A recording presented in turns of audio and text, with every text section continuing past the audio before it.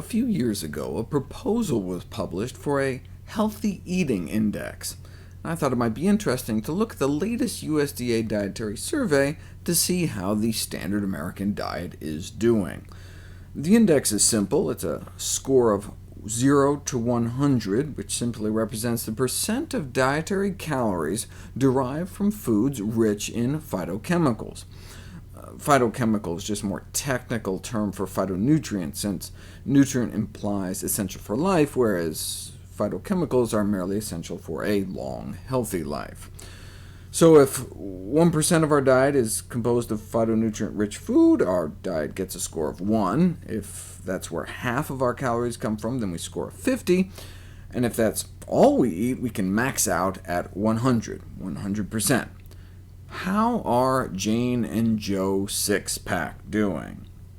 Here's the latest data on the standard American diet.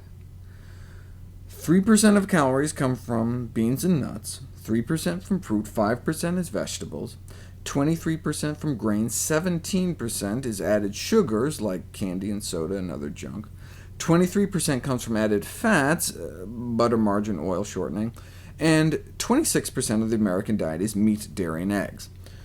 For the Healthy Eating Index, we only get to count phytonutrient-rich foods, since they're the ones most associated with chronic disease prevention, treatment, and cure. So first off, the reason they're called phytonutrients is that by definition they are found in plants, derived from the Greek word phyton for plant.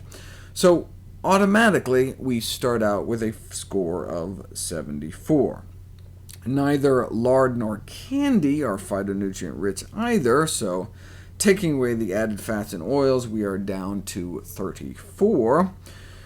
But the grain category is a combination of both whole grains, rich in phytonutrients, and refined grains, which have the phytonutrients largely removed.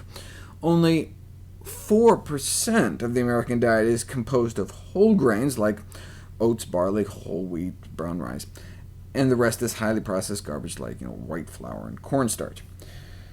Yikes, down to 15, but it gets worse. 2/3 of our vegetables are white potatoes, half of which are potato chips. The average American eats 23 calories of potato chips every day, but none of the white potato products count, since they contain relatively few phytonutrients.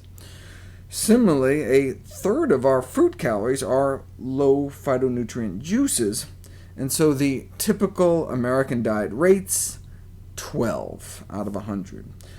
So on a scale of like 1 to 10, we get about a 1. How do you score a perfect 10? Theoretically, a vegan diet that has excluded refined grains, potato products, hard liquors, and added sugars and oils could have a perfect dietary index rating of a 100. Sadly, the score of most current American diets would be unlikely to be as high as 20. Yeah, we wish it were 20, which means that there is quite ample room for improvement.